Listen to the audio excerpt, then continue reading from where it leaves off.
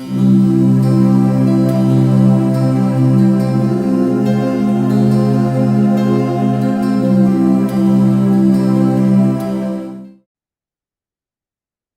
so Toprak this time, so often we see Fico talking to Toprak, but this time it's Toprak who says to Fico, you got to talk to Sefki. And there is this uneasiness. Sefki is uneasy. They don't know where they are with each other in their relationship. And then there's this uneasiness. And he doesn't feel enough. He questions whether his worthiness can measure up to Sefki. And so that's exactly the symptoms of the phenomena of a masculine that's disconnected from the father, or from the healthy father. From the healthy father. Yeah, from the healthy father. Because they feel, they don't feel enough. They don't feel they can measure up to life. They can meet life as life meets them. They feel like they fail. And with that in mind, that context, he looks at this wonderful woman that he loves in every way, and he just feel, I'm not enough. And this is where the brother-to-brother conversation comes. And it's beautiful to see that. We've got the women having their chit-chats, and then we also have the men actually having the men talk, which is completely different to the female talk. The men have a completely different energy. They are like, be brave, brother. Do it, brother. Where the women are more, you are this, you are that.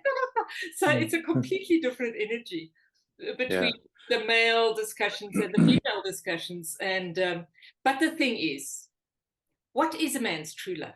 And that's the question that really comes through this whole series. How does a man stand up for what he believes his love is for a woman when he even doesn't feel enough, or whatever it may be? And I think we see a lot. What really touches me about this whole series is the men need to be strong, yet they also have their failings. They also have their challenges, and they need to meet those challenges as well. So we as women need to understand that it's not just us who has a tough time. The men have a tough time too.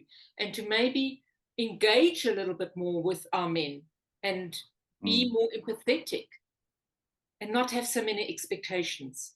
Because we see in the series is the girls' expectations of the fathers, the mothers' expectations of the fathers, and how the girls then have to meet those expectations because the fathers are not able to meet them. And this is really what it's about life.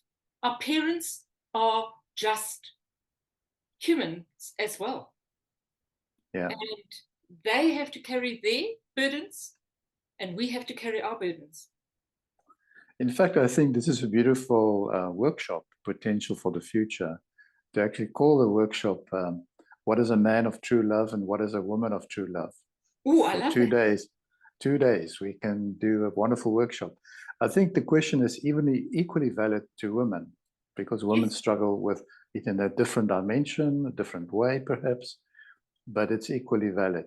Now, what's interesting for me as a man, and reflecting on the question, it feels like we have more of an external focus, which is not always true, because equally the feminine can carry the worldly aspects of their lives very well, of course, but it's more like we have an external focus into the world, a contribution to the world that we can make, and women are also perhaps that too, but they're also inwardly focused.